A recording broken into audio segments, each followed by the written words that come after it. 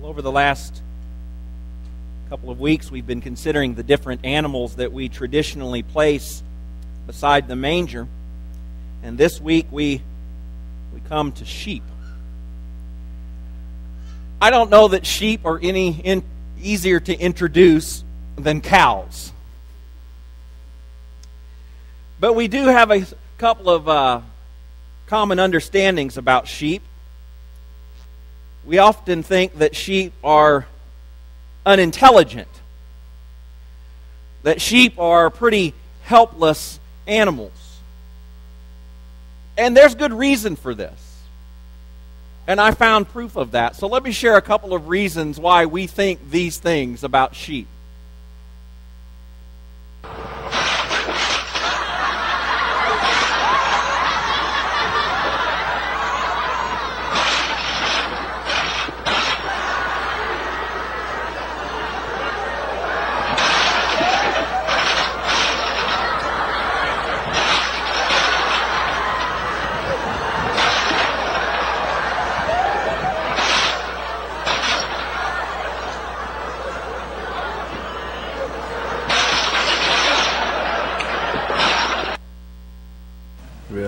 Realize sheep.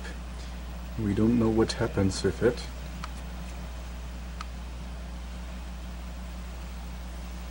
Fell down and cannot get up. We called the shepherd and he's going to look after it.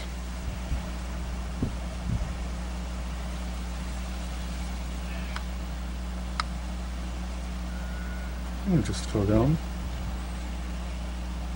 Maybe it got too wet.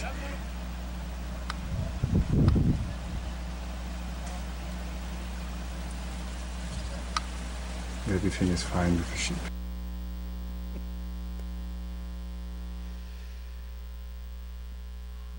Now, I've heard of turning a turtle upside down on its back and it not being able to flip over because it's stuck on its shell, but a sheep?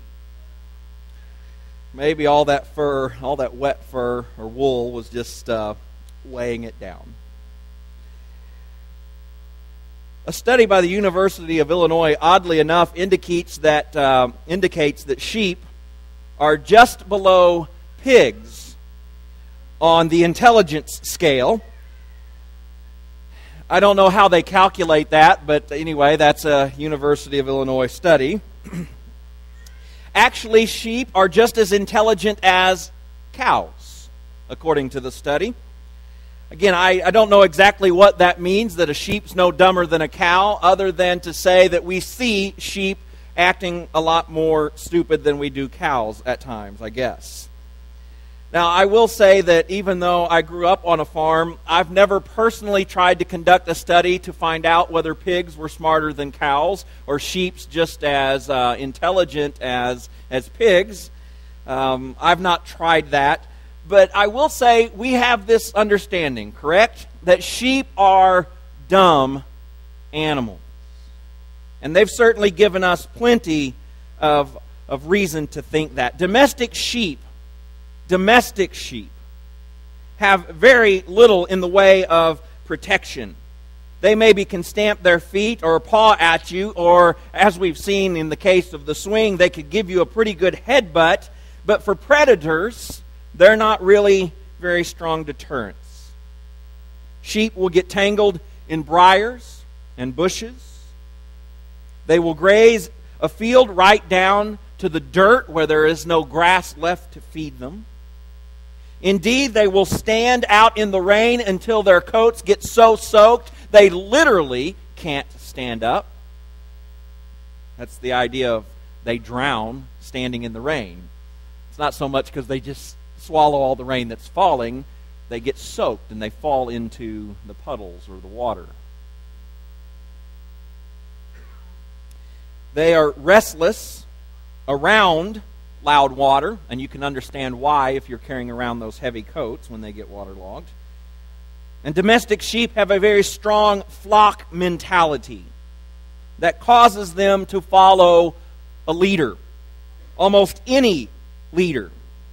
The problem is that sometimes the leader is the first sheep who moves, and that sheep may not have any idea where it's going. So sheep really don't do a very good job of taking care of themselves. And so it is that sheep need what? A shepherd. They are dependent upon a good leader that will move them from one place to another, a place where they have eaten all of the grass, to another where they can continue to eat and satisfy themselves. They need a leader to make sure they have good resting areas that are safe. They need a leader to make sure they have good water to drink. They need a protector to keep away the predators that would ravage a flock. Sheep need a shepherd. And so if I were to offer a quick summary about what we know of sheep, they appear to be stupid, but actually their intelligence is on par with other animals. They just make poor decisions. They will follow anyone who appears to know what they are doing, and they are helpless when it comes to predators, and they get themselves into a lot of trouble. Sound like anybody else you know?